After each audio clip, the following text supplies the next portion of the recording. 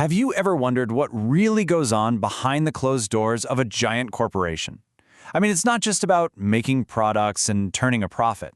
There's this whole hidden world of legal rules, power struggles, and high-stakes battles that dictates everything a company does.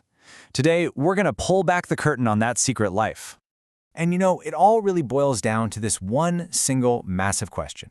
Who is actually in the driver's seat? Is it the people who technically own the company, the shareholders, or is it the people who run the show day to day, the directors and the managers? This tension right here is the central drama of corporate law, and we're about to see exactly how it plays out. Okay, first things first, we need to get our heads around a really key concept. A corporation is its own legal person. Now, that might sound weird, but think of it this way. The company itself can own property, it can sign contracts, it can even be sued in court, all completely separate from its human owners or managers. This one simple, kind of strange idea is the absolute foundation of modern business. So, if a company is a legal person, how is it born? It's not magic, that's for sure. It's a very specific legal process. So let's walk through how you actually create one of these things. Right off the bat, you can see there are two totally different ways of thinking about this. Over in the US, especially in the state of Delaware, the whole system is designed to be super flexible and really friendly to managers.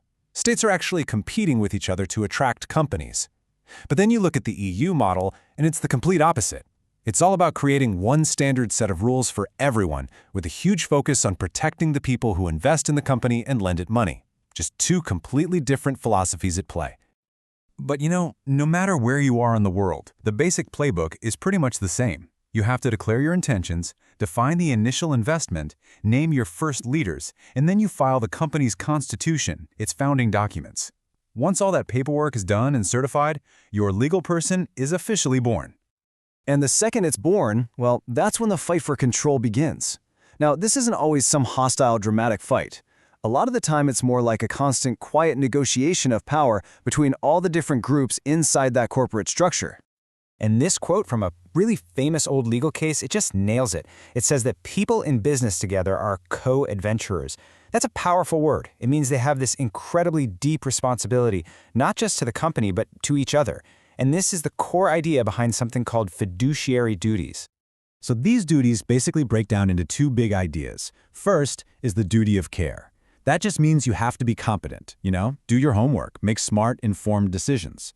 But then there's the duty of loyalty. And this one is all about integrity. It means you absolutely have to put the company's interests ahead of your own. No self-dealing. At the end of the day, it boils down to this. Be smart and be selfless. Okay, but what happens when that delicate balance of power gets attacked from the outside? Well, this brings us to one of the most dramatic, high-stakes events in a corporation's life, the hostile takeover. It's pretty much exactly what it sounds like, right? Some outsider, often called a raider, comes along and tries to buy up the company against the will of the people in charge. The board of directors says no way, and boom, the fight is on. So what does the raider do? They just bypass the board completely. They go straight to the real owners of the company, the shareholders. They make what's called a tender offer, basically saying, hey, I'll buy your shares for way more than they're worth on the market right now. It's a direct appeal to the shareholders' wallets. And now the board is in a really tough spot. Remember those fiduciary duties? They have a responsibility to do what's best for the company in the long run. Maybe they think the offer is way too low, or that this raider is just going to come in, strip the company for parts, and sell everything off for a quick profit. They have to decide if it's time to fight back. And if they do decide to fight, they have an incredibly powerful and really controversial weapon in their arsenal. Enter the poison pill. So, how on earth does this thing work? Well, imagine the board creates a special rule. It says that if any single outsider buys up, say, 15% of the company's shares, something gets triggered. Suddenly, every other shareholder gets the right to buy brand new shares at a massive discount, like half price. This just floods the market with new stock, which severely waters down the raider's ownership stake and makes the takeover insanely expensive. And here's the kicker. Only the board of directors can remove this poison pill. It's an unbelievably powerful defense.